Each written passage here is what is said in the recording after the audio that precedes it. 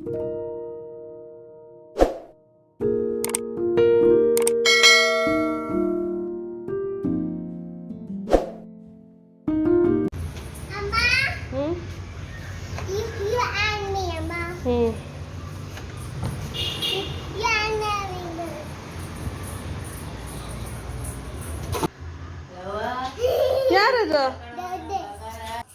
ಬೇಡ ದೊಡ್ಡೆ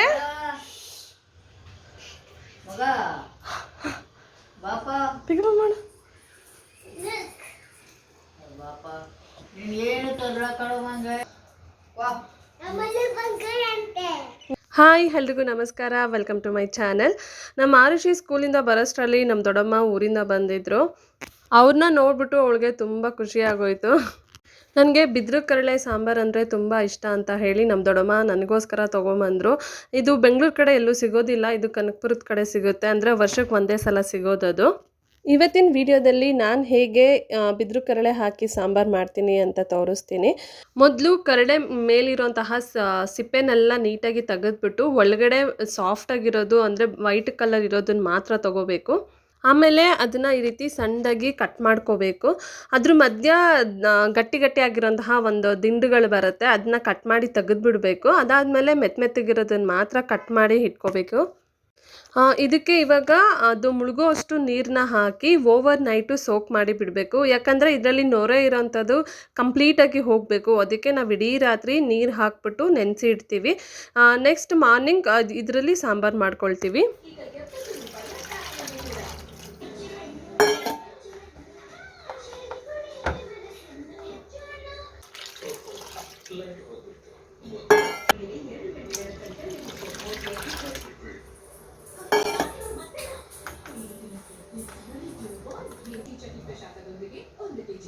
ನಮ್ಮ ದೊಡ್ಡಮ್ಮಂಗೆ 90 ವರ್ಷ ಮೇಲಾಗಿದೆ. ಪಾಪ ಅವ್ರ ಕೈಲಿ ಆಟ ಆಡೋದಕ್ಕೆ ಆಗಲ್ಲ. ಆದರೂ ನಮ್ಮ ಆರುಷಿ ಅವ್ರನ್ನ ಬಿಡ್ದಿರಾ ಆಟ ಆಡೋಕ್ಕೆ ಅಂತ ಕರ್ಕೊಂಡು ಹೋಗಿದ್ದಾಳೆ. ಆರುಷಿ ದೊಡ್ಡ ಕೈಲಿ ಆಡೋಕ್ಕಾಗಲ್ಲ. ಆರುಷಿ ದೊಡ್ಡಗೆ ಹಿಂಸೆ ಕೊಡ್ತೀಯಾ?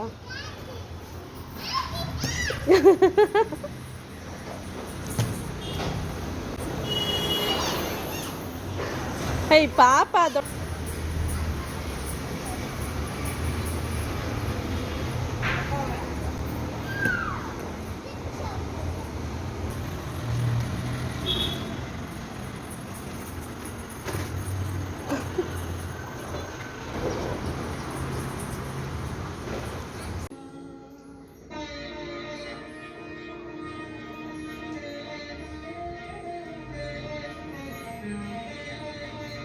ನಮ್ಮ ದೊಡ್ಡಮ್ಮ ನಮ್ಮ ಮನೆಗೆ ಬಂದರೆ ನಮ್ಮ ಮನೇಲಿ ಬೆಳಗ್ಗೆಯಿಂದ ಸಾಯಂಕಾಲವರೆಗೂ ದೇವ್ರ ಫಿಲಮೇ ಟಿ ವಿಲಿ ಬರ್ತಾ ಇರುತ್ತೆ.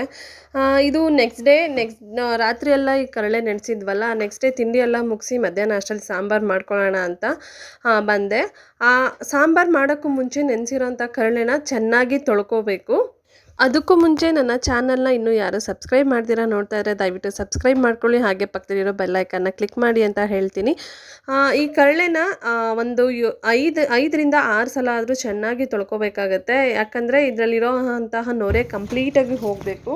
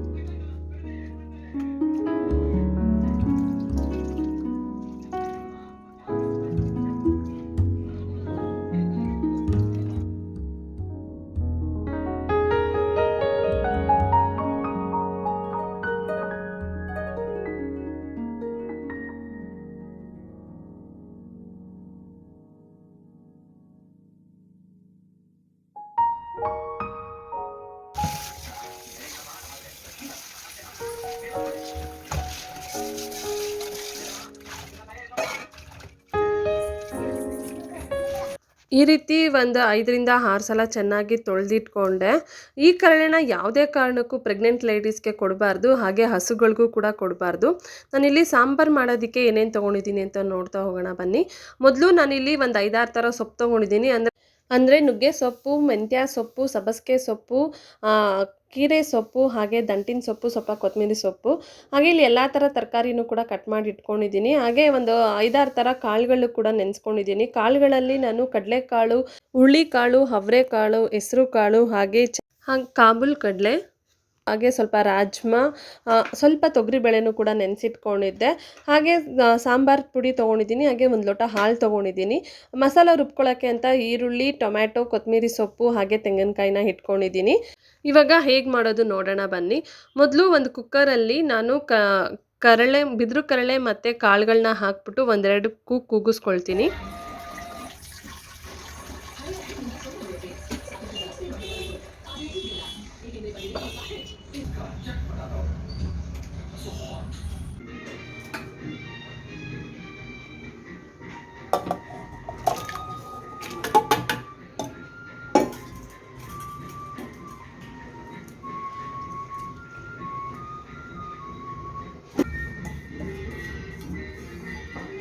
ತರಕಾರಿ ಸೊಪ್ಪು ಎಲ್ಲ ಜೊತೆಲೇ ಹಾಕ್ಬಿಟ್ಟು ಬೇಯಿಸ್ಕೊಂಡ್ರೆ ಸೊಪ್ಪು ತರಕಾರಿ ಬೇಗ ಬೆಂದೋಗ್ಬಿಡುತ್ತೆ ಅಂತ ಹೇಳಿ ನಾನು ಸಪ್ರೇಟು ಕರಳೆ ಮತ್ತು ಕಾಳುಗಳಿಗೆ ಸ್ವಲ್ಪ ಉಪ್ಪು ಹಾಕ್ಬಿಟ್ಟು ಮೊದಲೇ ಒಂದೆರಡು ಕೂಗಿಸ್ಕೊಳ್ತಾ ಇದ್ದೀನಿ.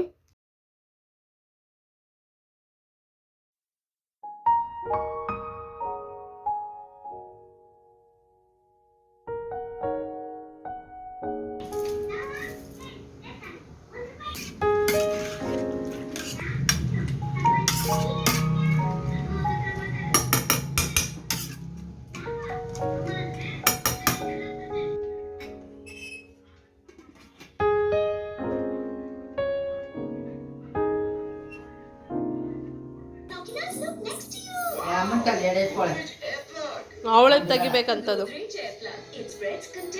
ನಾವ್ಯಾರು ತೆಗಿಬಾರ್ದಂತ.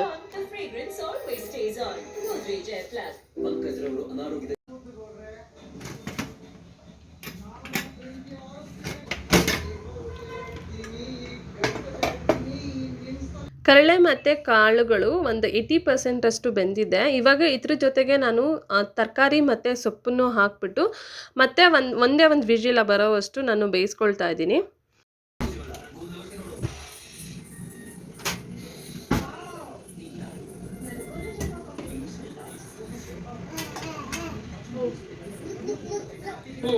ನಾನಿಲ್ಲಿ ತರಕಾರಿಗಳು ಅಂದರೆ ಅಡ್ಲಕಾಯಿ, ಬೀನ್ಸು, ಕ್ಯಾರೆಟು, ಹಾಗೆ ಆಲೂಗೆಡ್ಡೆ, ಹೂಕೋಸು, ಈರುಳ್ಳಿ, ಟೊಮ್ಯಾಟೊ ತೊಗೊಂಡಿದ್ದೀನಿ.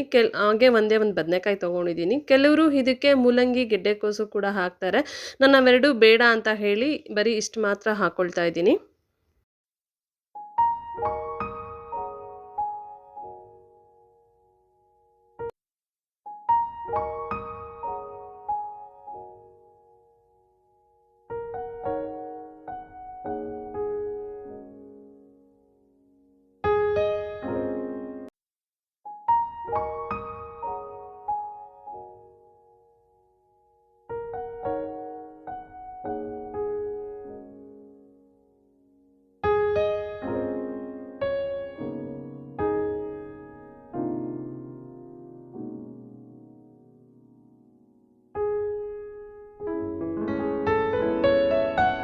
ಅದಷ್ಟು ಬೇಯೋಷ್ಟರಲ್ಲಿ ನಾನು ಮಸಾಲ ರುಬ್ಕೊಬರ್ತೀನಿ.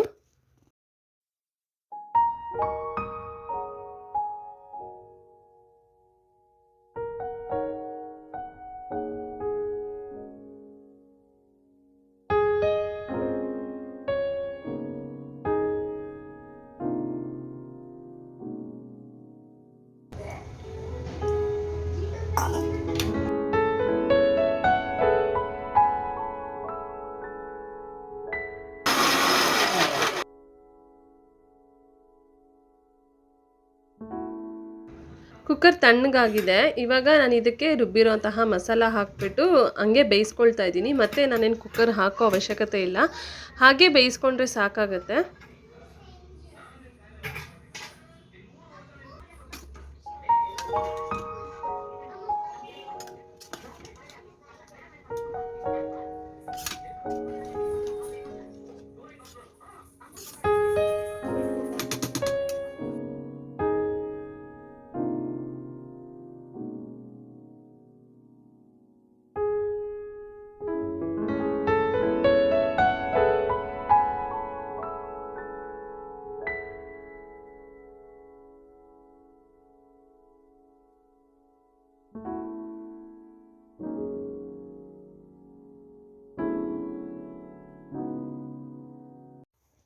ಇದಕ್ಕೆ ಎಷ್ಟು ಬೇಕಷ್ಟು ನೀರನ್ನ ಹಾಕ್ಕೋಬೇಕು. ನಾನಿಲ್ಲಿ ಸ್ವಲ್ಪ ಗಟ್ಟಿಗೆ ಮಾಡ್ಕೊಳ್ತಾ ಇದ್ದೀನಿ, ತೆಳ್ಳಗೇನು ಮಾಡ್ಕೊಳ್ಳೋ ಅವಶ್ಯಕತೆ ಏನಿಲ್ಲ, ಚೆನ್ನಾಗಿರುತ್ತೆ ಗಟ್ಟಿಗೆ ಮಾಡಿಕೊಂಡ್ರೆ. ಸಾಂಬಾರು ಆಗೋಷ್ಟರಲ್ಲಿ ಮುದ್ದೆನೂ ಮಾಡ್ಕೊಂಬಿಡೋಣ ಅಂತ ಪಕ್ಕದಲ್ಲಿ ಮುದ್ದೆಗೂ ಕೂಡ ಇಟ್ಬಿಟ್ಟಿದ್ದೆ. ಯಾಕಂದರೆ ನಮ್ಮ ದೊಡ್ಡಮ್ಮಗೆ ಮುದ್ದೆ ಬೇಕು, ಅನ್ನ ಎಲ್ಲ ತಿನ್ನೋದಿಲ್ಲ ಅವರು. ನಮ್ಮ ಆರುಷಿಗೂ ಮುದ್ದೆ ಅಂದ್ರೇ ಇಷ್ಟ, ಅದಕ್ಕೆ ನಾವು 3 ಜನಕ್ಕೂ ಸೇರಿ ಮುದ್ದೆನೇ ಮಾಡ್ಕೊಂಬಿಟ್ಟೆ ನಾನು. ರುಬ್ಬಿರೋಂತಹ ಮಸಾಲ ಹಾಕ್ಬಿಟ್ಟು ನೀರು ಎಷ್ಟು ಬೇಕೋ ಅಷ್ಟು ಕನ್ಸಿಸ್ಟೆನ್ಸಿ ನೋಡ್ಕೊಂಡು ಹಾಕ್ಕೊಂಡು, ಇನ್ನು ಸ್ವಲ್ಪ ಉಪ್ಪು ಬೇಕಂದರೆ ಉಪ್ಪು ಹಾಕೋಬೋದು. ನಾನು ಮುಂಚೆನೇ ಕಾಳು ಕರಳೆ ಬೇಯಿಸ್ಕೊಬೇಕಾದ್ರೆ ಉಪ್ಪು ಹಾಕಿದ್ದೆ ಅಲ್ವಾ, ಇವಾಗ ನೋಡಿಕೊಂಡು ಉಪ್ಪು ಹಾಕೋಬೇಕು. ನನಗಿನ್ನು ಸ್ವಲ್ಪ ಉಪ್ಪು ಬೇಕು ಅಂತ ಅನ್ನಿಸ್ತು, ಅದಕ್ಕೆ ಇನ್ನು ಸ್ವಲ್ಪ ಉಪ್ಪನ್ನ ಹಾಕ್ಕೊಂಡು ಮತ್ತೆ ಒಂದ್ಸಲ ತಿರುಗಿಸ್ಬಿಟ್ಟು ಒಂದು 10 ನಿಮಿಷ ಬೇಯಿಸ್ಕೊಂಡ್ರೆ ಸಾಕಾಗುತ್ತೆ.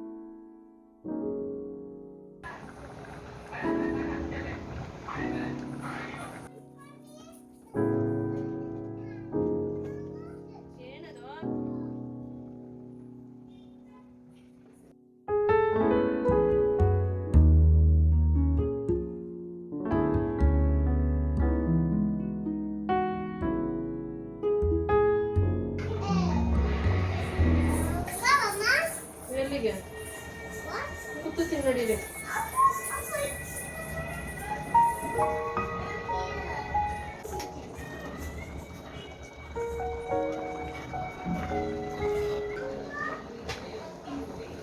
ಸಾಂಬಾರು ಬೇಯಬೇಕಾದ್ರೆ ಸ್ವಲ್ಪ ಹಸಿ ಕರಿಬೇವಿನ ಸೊಪ್ಪು ಹಾಕಿದ್ರೆ ಟೇಸ್ಟ್ ತುಂಬ ಚೆನ್ನಾಗಿರುತ್ತೆ. ನಾನು ಪ್ರತಿಯೊಂದು ಸಾರಿಗೂ ಈ ರೀತಿ ಹಾಕ್ತೀನಿ. ಇವಾಗ ನಾನು 1 ಗ್ಲಾಸ್ ಹಾಲು ಹಾಕ್ಕೊಳ್ತಾ ಇದ್ದೀನಿ. ಇನ್ನು ಕೆಲವರು ಇನ್ನೂ ಜಾಸ್ತಿ ಹಾಲು ಹಾಕ್ತಾರೆ, ನನಗೆ 1 ಗ್ಲಾಸ್ ಸಾಕು ಅಂತ ಅನ್ನಿಸ್ತು, ಅದಕ್ಕೆ 1 ಗ್ಲಾಸ್ ಹಾಲು ಹಾಕ್ಕೊಂಡು ಮತ್ತೊಂದು ಸಲ ತಿರುಗಿಸ್ಕೊಳ್ತಾ ಇದ್ದೀನಿ. ಒಂದೇ ಒಂದು ಕುದಿ ಬಂದರೆ ಸಾಕು ಹಾಲು ಹಾಕಿದ್ದಾದಮೇಲೆ.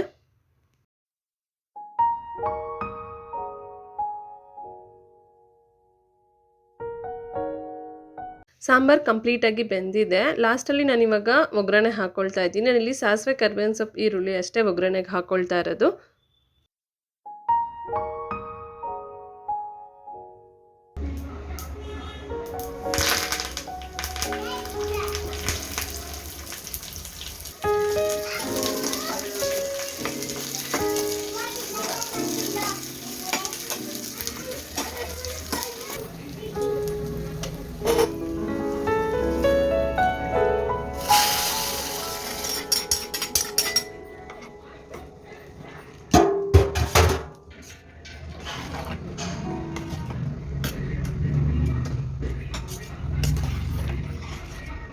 ಸಾಂಬಾರು ರೆಡಿ ಆಯಿತು. ಇದನ್ನು ಊಟದ ಜೊತೆನೇ ತಿನ್ನಬೇಕು ಅಂತ ಏನಿಲ್ಲ, ನಮಗಂತೂ ಹಾಗೆ ಒಂದು ಪ್ಲೇಟಿಗೆ ಹಾಕ್ಕೊಂಡು ತಿಂದ್ರೇ ಇಷ್ಟ. ಬನ್ನಿ ಇವಾಗ ಟೇಸ್ಟ್ ನೋಡೋಣ ಸಾಂಬಾರು ಹೇಗಾಗಿದೆ ಅಂತ.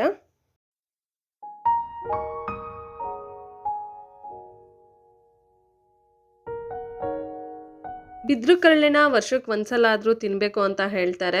ಇದು ವರ್ಷಕ್ಕೆ ಒಂದೇ ಸಲ ಸಿಗೋದು, ಅದಕ್ಕೆ ಸಿಕ್ಕಿದಾಗ ಮಾಡ್ಕೊಂಬಿಡ್ಬೇಕು. ಇದು ಎಲ್ಲ ಕಡೆ ಸಿಗೋದಿಲ್ಲ, ನಮ್ಮ ಕನಕಪುರದ ಕಡೆ ವರ್ಷಕ್ಕೆ ಒಂದ್ಸಲ ಸಿಕ್ಕೇ ಸಿಗುತ್ತೆ, ಬೆಂಗಳೂರು ಕಡೆ ಅಂತೂ ಸಿಗೋದೇ ಇಲ್ಲ. ಸಾಂಬಾರು ತುಂಬ ಚೆನ್ನಾಗಿ ಬಂತು, ಹಾಗೆ ಬಿಸಿ ಬಿಸಿ ಮುದ್ದೆನೂ ಕೂಡ ರೆಡಿಯಾಗಿದೆ. ನಾನು ಕೂಡ ಊಟ ಮಾಡ್ಕೊಳ್ತೀನಿ. ನಿಮ್ಗೆ ಯಾರಿಗಾರು ಈ ರೀತಿ ಕಳ್ಳೆ ಸಿಕ್ಕಿದ್ರೆ ನೀವೊಂದ್ಸಲ ಈ ರೆಸಿಪಿನ ಟ್ರೈ ಮಾಡಿ. ಹಾಗೆ ಈ ರೆಸಿಪಿ ಹೇಗಿತ್ತು ಅಂತ ಕಮೆಂಟ್ ಮಾಡಿ. ಈ ವಿಡಿಯೋ ಇಷ್ಟ ಆಗಿದ್ರೆ ಲೈಕ್ ಮಾಡಿ, ಶೇರ್ ಮಾಡಿ. ಮತ್ತೆ ಸಿಗ್ತೀನಿ, ಅಲ್ಲಿವರೆಗೂ ಬಾಯ್, ಟೇಕ್ ಕೇರ್.